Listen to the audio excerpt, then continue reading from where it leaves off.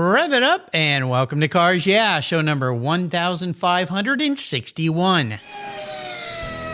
This is Cars Yeah, where you'll enjoy interviews with inspiring automotive enthusiasts. Mark Green is here to provide you with a fuel injection of automotive inspiration. So get in, sit down, buckle up, and get ready for a wild ride here on Cars Yeah.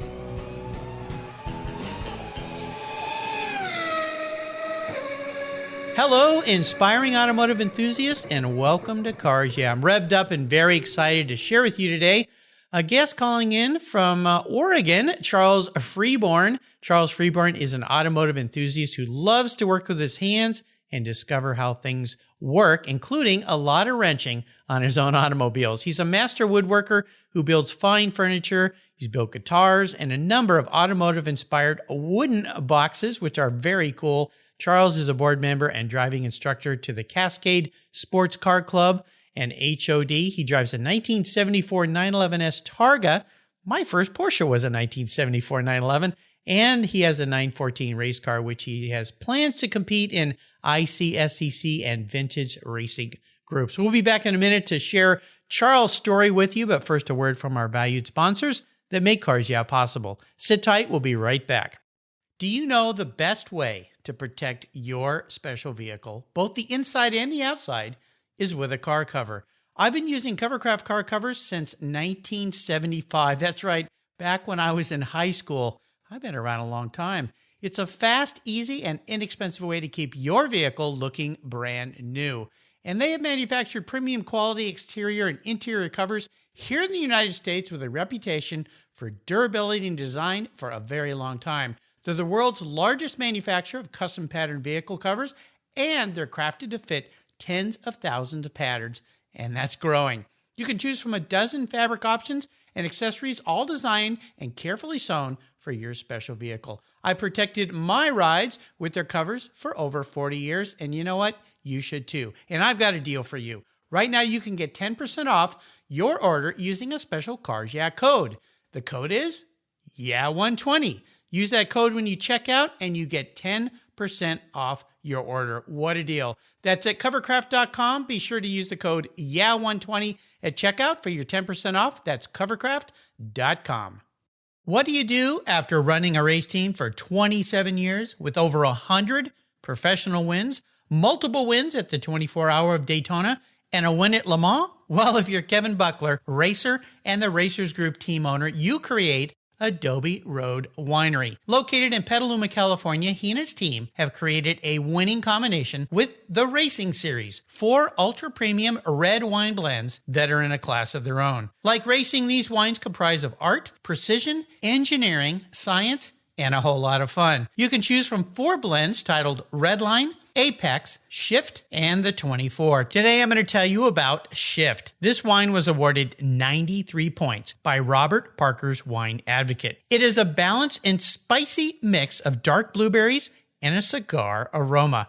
The unique bottle shape features a vintage-inspired metal-gated shifter backed with carbon fiber, and the cork, the cork is topped with a 5-speed shift knob. There's going to be some battles as to who gets to keep the cork when this bottle is done being enjoyed. The Racing Series is a killer gift for the automotive enthusiast in your life, and I've got a deal for you. If you use the code CARSYEAH at checkout, you get a flat shipping rate of $10 on your wine order. Your wine ships promptly and arrives quickly. Use the code CARSYEAH at checkout to get this deal. There's always a seat at the table for excellence with the Racing Series. Go to adoberoadwines.com and use the code CARSYEAH, all one word, today. Cheers. Hey, Charles, welcome to Cars Yeah. Are you buckled up and ready for a fun ride? I sure am, Mark, and I've got my Nomex on just in case it gets really crazy. All right, we'll try to keep it cool here today on Cars Yeah and keep the car between the guardrails. Before I jump into some questions, though, what's one thing that most people don't know about you, Charles? Well, back a few years ago now, I was a fairly competitive open water rower. Wow. Which means I took one of those real skinny little rowing shells, but out into big water. I would row in the Pacific Ocean. I've been under the Golden Gate Bridge in a boat that's only 14 inches wide, and you're pretty much sitting on the water line. Oh my gosh, water can get pretty rough underneath the Golden Gate Bridge. It can indeed. And interestingly, a lot of that spills over into driving because a lot of the habits are They're very similar with needing to feel the platform and have a very gentle touch on the steering wheel or on the oars, as it were. Uh-huh. And so there is a fair amount of crossover between those two disciplines. Oh, I would have never thought, but I find it fascinating. That's rowing is one of the things I've always wanted to get into. When I moved up here 26 years ago to Gig Harbor, Washington, we have a beautiful harbor and the sound, of course, and I've always wanted to do it. I've done some of it, but I've never taken the plunge and bought one. Maybe I should consult with you about that and get out there and enjoy some time on the water, but I never thought of that relationship to racing cars and driving cars. That is fascinating. Indeed. Well, listen, as we continue on your journey, I want you to start with a success quote or a mantra, some kind of saying that's been instrumental in forming your life and the success that you've seen. It's a nice way to get the inspirational tires turning or the oars pulling here on cars. Yeah. So Charles, take the wheel. Well, I'm a real fan of parables and quotes, so I've got many, and there's many of them that I've lived by and with over my life that have served me well. But a couple that come to mind, the first one would come from Thomas Edison. And his quote was, "Success is 10% inspiration, 90% perspiration." And another would be from the English rock band Squeeze, and it goes, "You've got to throw the stone if you want the pool to ripple." Those are from two very different extremes.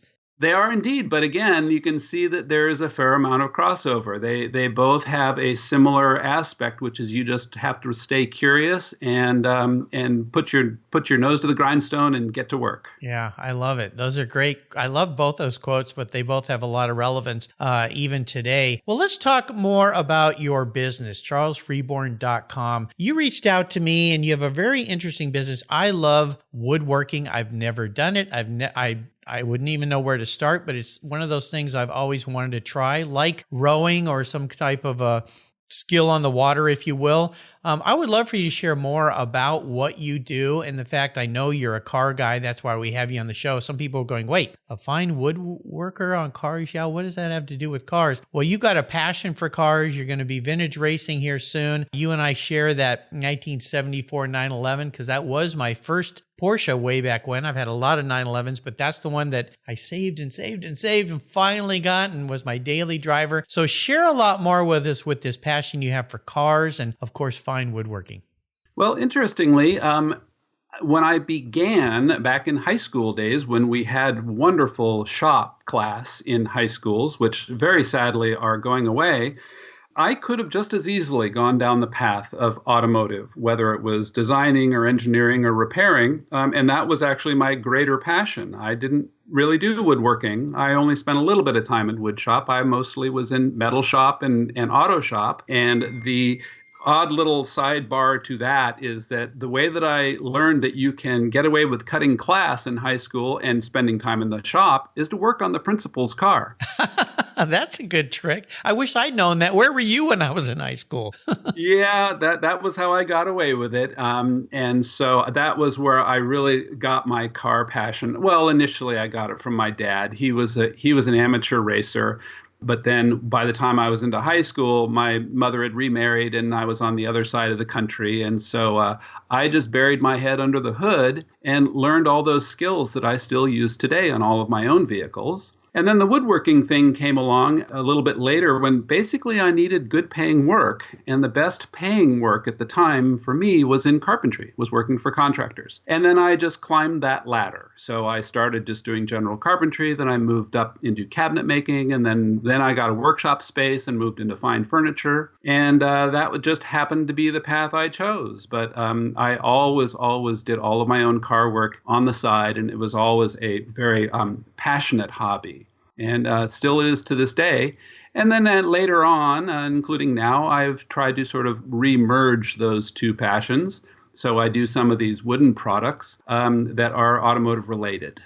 You know, I've had a passion for woodworking, the craft of woodworking, and especially wooden boxes, which is really interesting. I don't know why or where that came from, but I have in my home here some really beautiful wooden boxes that I purchased typically when I'm on a vacation or a trip with my wife and we end up in these arts and crafts stores or somewhere like that, and I'll see these things, and I bought some. I bought them as gifts for my father when I lost him 3 years ago. I found all those and brought them home, so they're back in my house now with some of the little trinkets and jewelry and things that he had in his life. I open them and smile and think about him. But I love the craftsmanship, and there's so much correlation to automotive design, manufacturing, fine things being built. You can relate that to gunsmithing as well, watches as well, the craft of working with our hands. And you're right, so many kids these days didn't have or don't have that opportunity like you and I. I remember my 7th grade woodshop teacher like it was yesterday, Mr. C.C. Dixon. I grew up in California where nobody had an accent except for imported people, and C.C. Dixon had a very southern accent, and I'll never forget.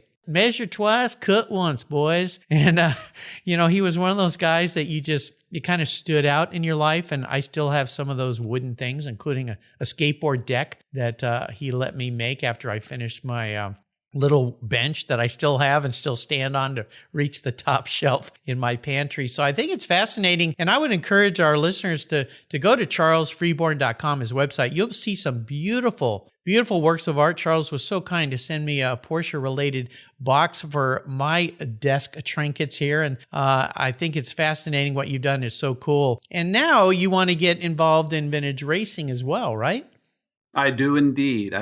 Just last year, I bought a 914 4-cylinder. Cool. And that I had hoped it was going to be a turnkey car, but as race cars never are, I did get it out on track once, and we had some little mechanical snafus, which I've been sorting out over the winter. And as soon as our season gets started this year, I'm looking forward to getting it out there and putting around the track with some of the old cars and the old guys like myself. Well, 914s make an awesome vintage racer, awesome track car. I had one, a 2.0, for a while. And, I love that car. I never had one before. I've had a lot of 911s, but it was such a fun car to drive, more fun than I thought it would be, and definitely got to go to some Porsche track days and take it out on the track and enjoy it a little bit. And I think what you'll find, Charles, is while it's not a super fast car, it's a wonderful car, especially in the turns and the twisties, of course. Maybe the 911s will pass you on the straightaway, but you'll have a little distinct advantage, I think, going through the corners in that thing. I think that'll be pretty fun. Now, you run at the raceway down in Portland International Raceway? That's correct. But that's my home track. That's just 15 minutes from where I live. But I have also, we are so spoiled here in the Northwest. I have, within 2.5 hours, there are 4 racetracks, including Portland International Raceway. And the other tracks that I've run, some are up your way. The Ridge is just a hoot. That is great track. It's so much fun. And then in Central Oregon is Oregon Raceway Park, which is another track similar to the Ridge in that it's a lot more technical than PIR is, a lot of blind turn-ins and a lot more elevation change.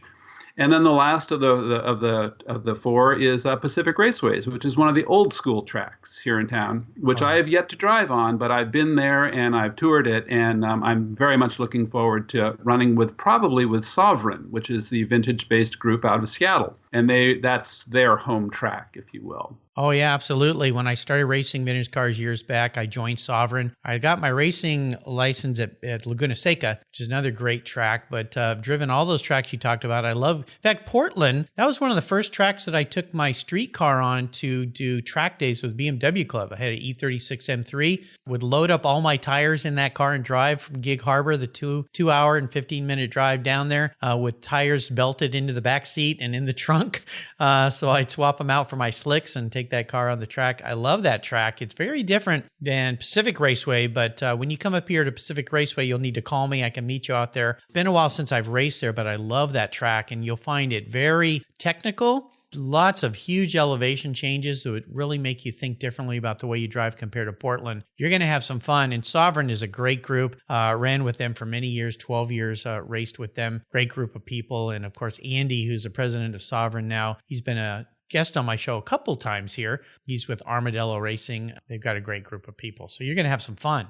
Yeah, he's a wonderful man. I buy a lot of my safety equipment from him. He's a terrific fellow, know him well. Yeah, absolutely. Well, let's talk about challenges and failures here. I'd love for you to take us on a journey sometime in your life, in your business.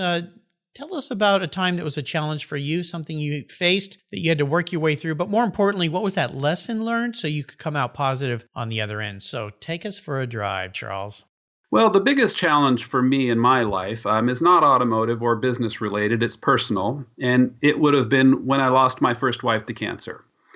And that was a really tough go. She was probably one of the most inspiring people I have ever knew at the time, and handled it like a trooper. And I was by her side the whole way. Unfortunately, we lost that battle, but it did leave me coming out of it very inspired, and mostly the lesson I learned was to seize every day. Every day is a gift.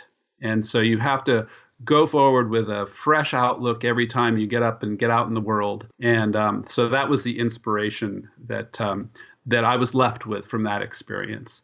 And the happy ending to that story is several years later, I met and married a wonderful, wonderful woman who is my wife right now and who is willing to put up with me with all of these crazy journeys I take.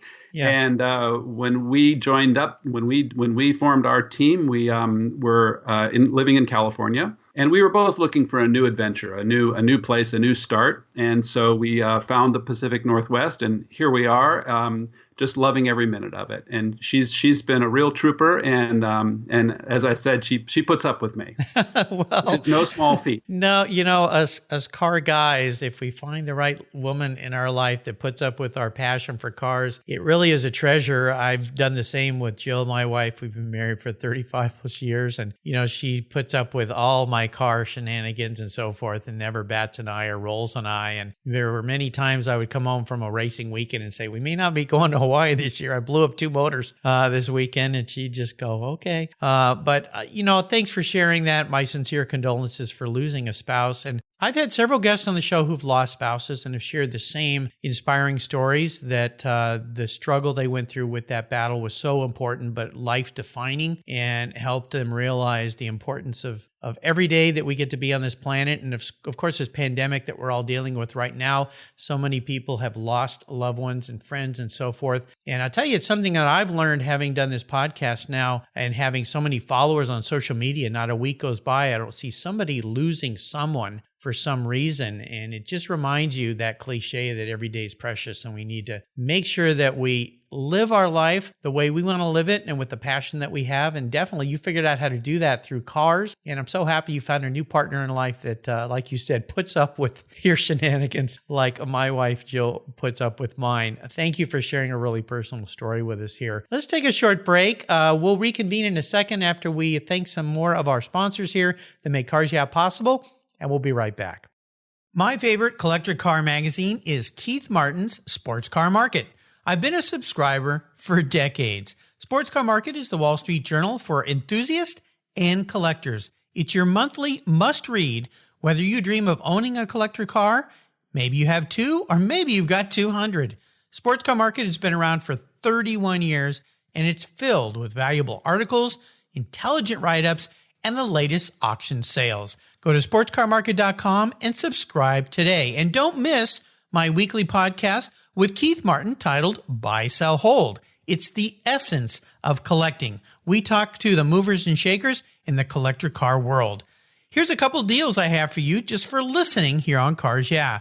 If you use the checkout code Cars Yeah, you'll receive a 50% discount on your digital subscription at Sports Car Market. That's an exclusive offer from Cars Yeah. And guess what? Here's another deal. If you'd like to get the actual magazine, use the code BSH for Buy, Sell, Hold. That's code BSH, and you'll get $10 off your annual print subscription. That's right, $10 off. Both of these are exclusive offers here at Cars Yeah for Sports Car Market Magazine.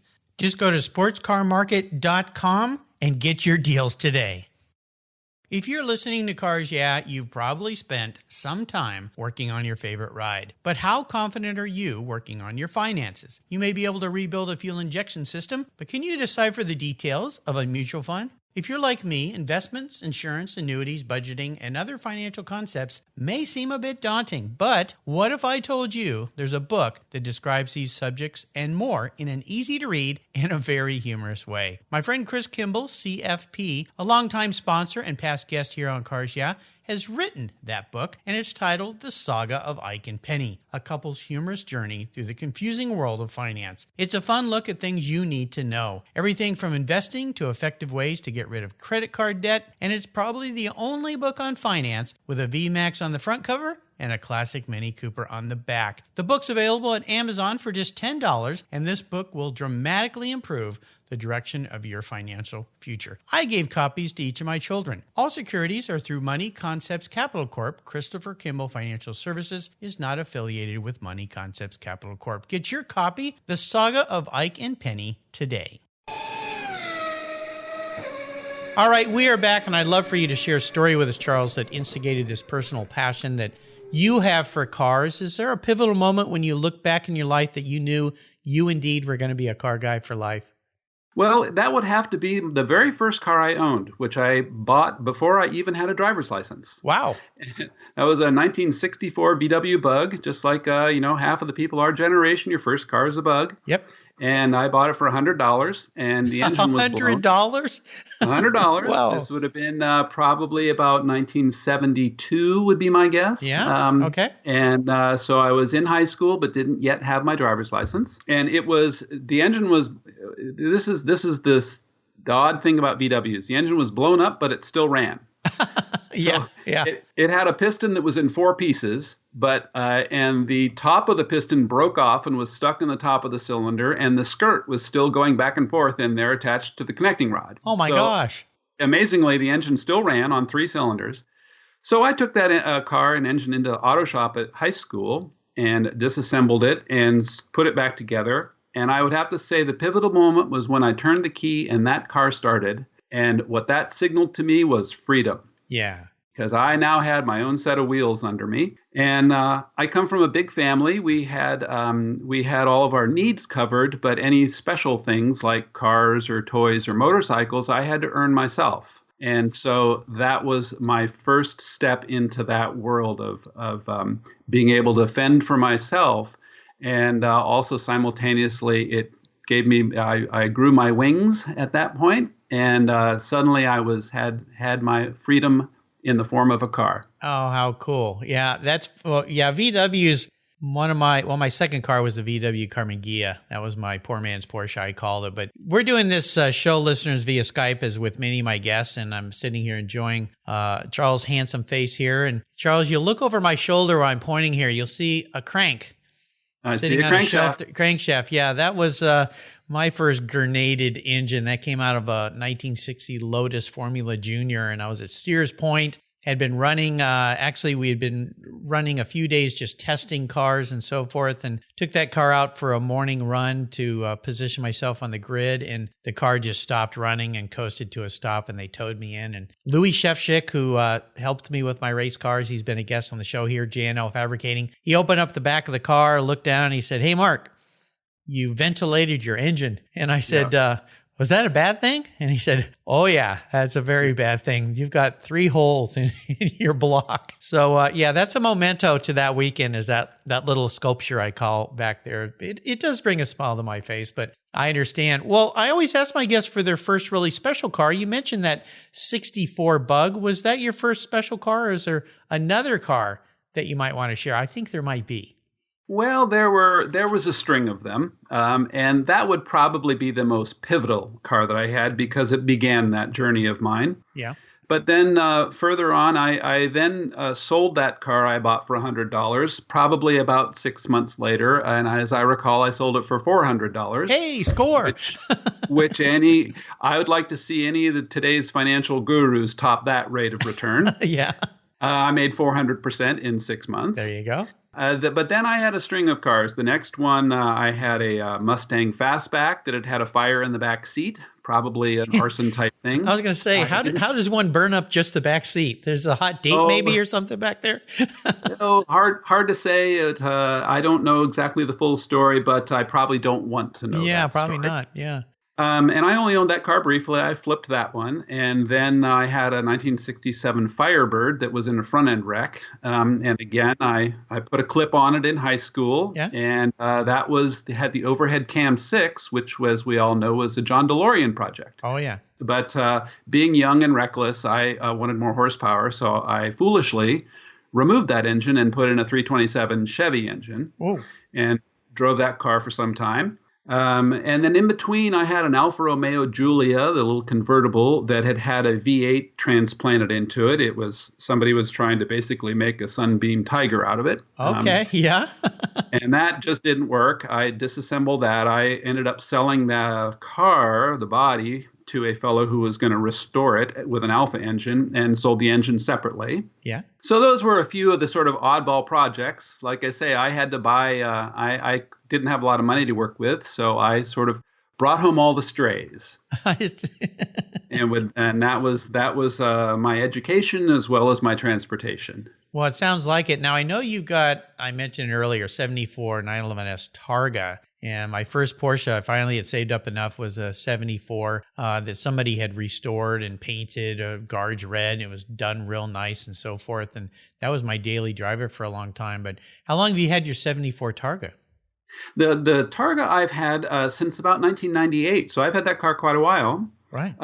When we moved up here to Portland, it got mothballed for the better part of 5 years because we bought a 100-year-old house, and so that took up all of my time and energy. But then I returned to it, and I have since completely restored all of the mechanicals in the car. So the suspension is all redone, the engine is very sound, transmission is sound, and that's the car that I take out onto the racetrack and do most of my instructing type activities with. And that's the odd. Here's the odd side story to that is that while I was in high school, I also worked on Honda motorcycles. And I think interesting, the architecture of the air-cooled Honda engines is very similar to the architecture of a Porsche 911 engine. The way the valve train operates, it's a chain-driven overhead cam, and the rocker shaft mechanism and the way that the valve adjusters work off of those rockers is identical to a Honda 750. So when I started working on the Porsche engine, I was right at home. Obviously, the cylinder layout is different. The Porsche being a boxer and the Hondas being inline, but architecturally, they actually share some DNA. So it was a pretty logical step for me to go into the Porsche world. And then this newest car, the 914, is a 4-cylinder. So that's a Type 4, which is a glorified bus engine. And so I now own, for the first time in over 20 odd years, a car that's got push rods and carburetors. I see a trend with you, Charles, buying old things that need love, right down to your 100-year-old house. But you know what? It's people like you that keep these old things going and bring new life into them. So kudos to you, applaud to you for keeping these things alive and around. I can see your passion in your face and sense it in your words that you love to work on these old things. Well, this leads me to a very introspective question, and that is this. If you woke up tomorrow, Charles, and you were a car parked in the garage, you were actually manifest as a vehicle, what kind of car would Charles be and why? Well, I would be a mutt. As are so many of my projects. And the other thing I've always loved in cars is I love sleepers. I love cars that don't look like anything special, but they really work. Right. And I've actually penciled this project out. I may someday build this car. So if I were a car, I would be a rust bucket Ford Falcon body. Okay. That sits on top of a tube chassis, race chassis with modern running gear and a Coyote V8, which is a fabulous overhead cam V8 engine Ford still builds. Yeah. And the thing would look like a mess and it would go like mad.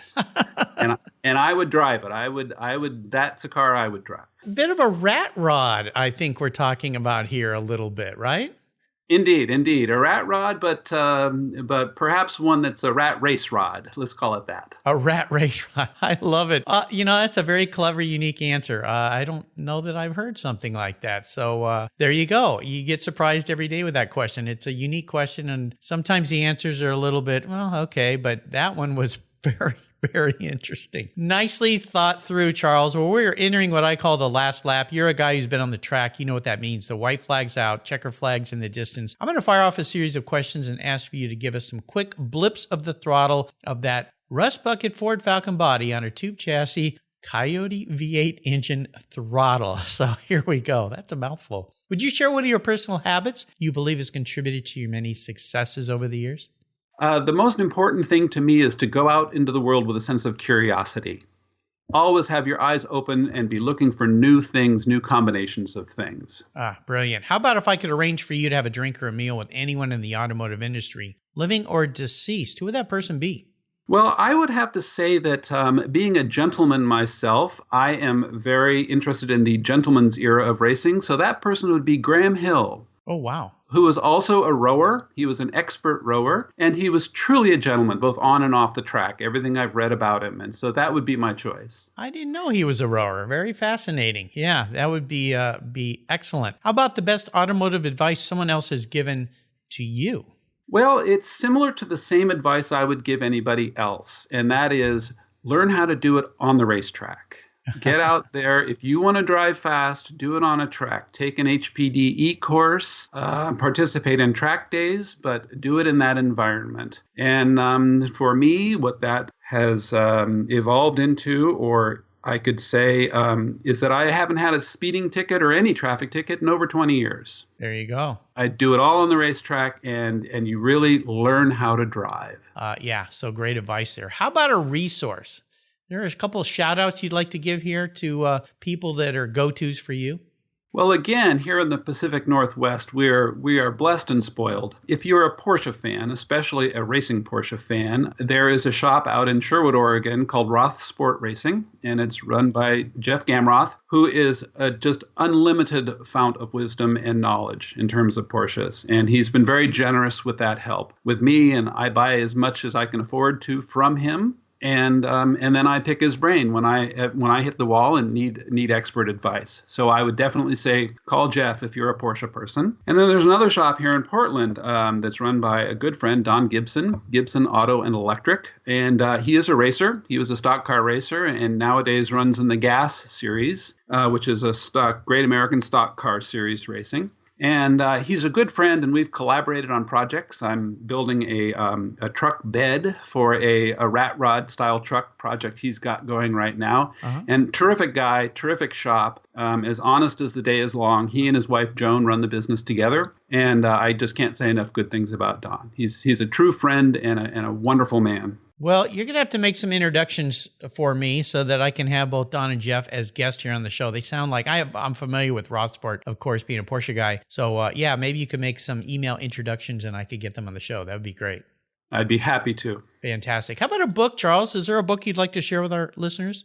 Well, one of the books that I got as a teenager and still have and practically wore out is called The Great Cars, and it was written by Ralph Stein. And it is a wonderful coffee table picture book, and it has a lot of the classic cars of the 1920s and earlier in some cases. And that was probably one of my inspirations. It interestingly does not have Porsches in it, but it's got Bugattis and Duesenbergs and some of the early classic Alfa Romeos in it.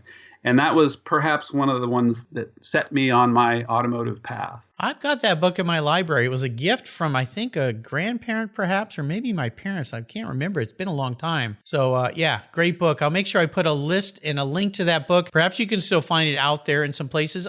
Is it still in print? Do you know?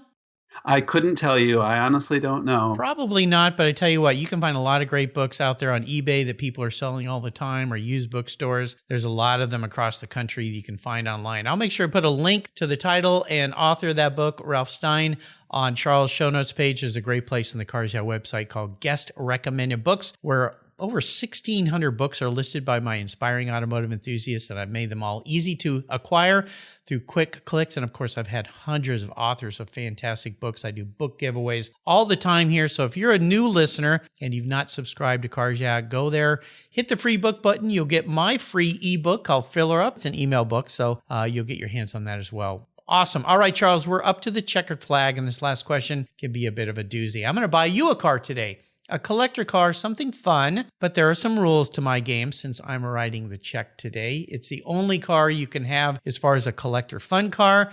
You have to drive it and enjoy it. I want you to make sure there's no garage queens parked down there in your home. And you can't sell it to buy a bunch of other cars with or fund your racing habit because that habit can be pricey. So what can I buy you today, Charles?